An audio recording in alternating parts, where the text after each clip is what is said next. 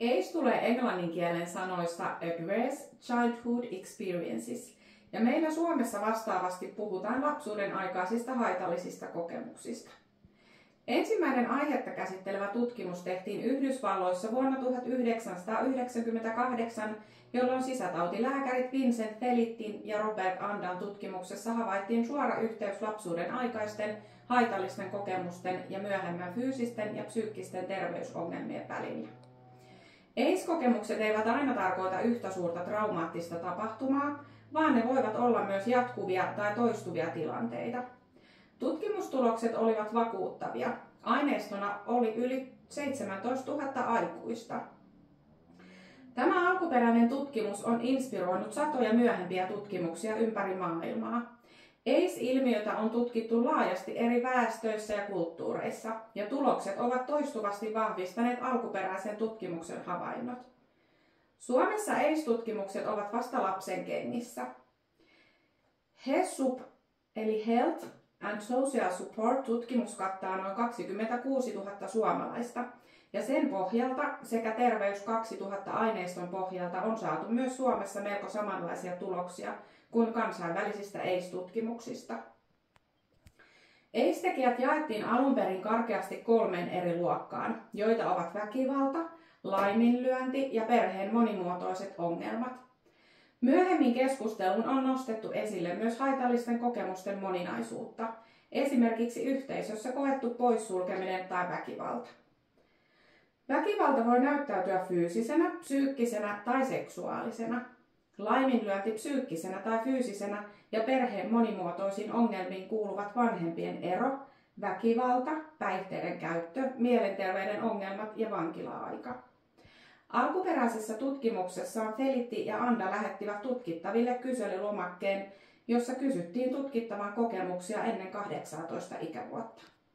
Jokaisesta lapsuuden aikaisesta haitallisesta kokemuksesta sai 1 pisteen.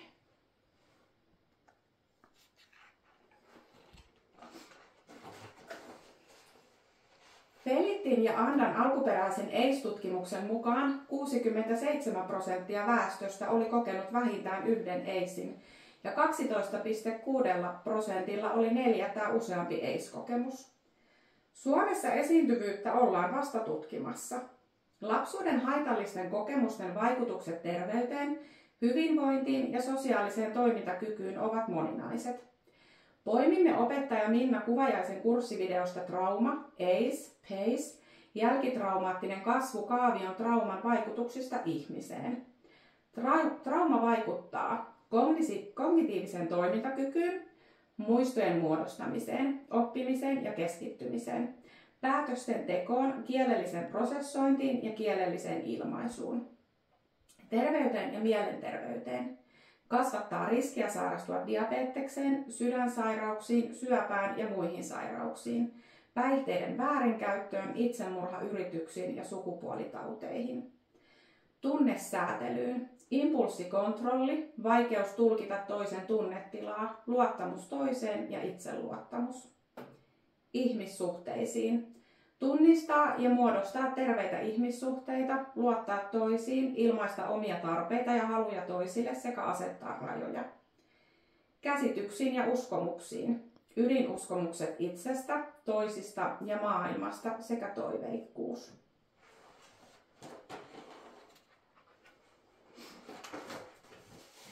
ACE-tekijöiden rinnalle on tärkeää tuoda PACE-tekijät, Positive Childhood Experiences, eli lapsuuden aikaiset positiiviset suojaavat kokemukset. Nykyisin puhutaan PACE-tietoisuudesta, jolla tarkoitetaan sitä, että ymmärretään sekä haitallisten että positiivisten lapsuuden kokemusten vaikutukset ihmisen elämään. Se tarkoittaa myös tietoa suojaavista kokemuksista sekä kykyä tunnistaa ja tarjota suojaavia kokemuksia. Positiiviset kokemukset edistävät hyvinvointia sekä mahdollistavat turvallisten ihmissuhteiden kautta kokemuksen yhteenkuuluvuudesta ja merkityksellisyydestä ja rakentavat resilienssiä. On tärkeää, että asiakas näkee erilaisen tulevaisuuden mahdollisena ja kokee sen tavoittelun merkitykselliseksi. Työntekijän tehtävä on muutoksen mahdollistaminen omien vahvuuksien pohjalta ja yhdessä pohdittujen ratkaisujen kautta. Kuten ACE-tekijät, myös PACE-tekijät keskittyvät subjektiiviseen kokemukseen siitä, onko lapsuuden perheessä saanut puhua tunteista, onko perhe ollut tukena vaikeuksien kohdatessa, onko osallistunut yhteisön rutiineihin ja perinteisiin, kokenut yhteenkuuluvuutta yläkoulussa, kokenut saavansa tukea ystäviltä, onko lapsuudessa ollut enemmän kuin yksi ihmissuhde sellaisen perheen ulkopuolisen aikuiseen, joka on ollut aidosti kiinnostunut hänestä, sekä onko kokenut, että vähintään yksi kotona asuva aikuinen on tarjonnut turvaa ja suojaa. Lapsuuden aikaisilla positiivisilla kokemuksilla on todettu olevan vahva yhteys aikuisiän hyvinvointiin. Tilastot, joissa tarkastellaan lapsuuden aikaisten epäsuotuisten, eli ACE, ja positiivisten PACE-kokemusten yhteyttä, voidaan todeta, että positiivisten kokemusten puute on jopa ACE-tekijöitä haavoittavampaa.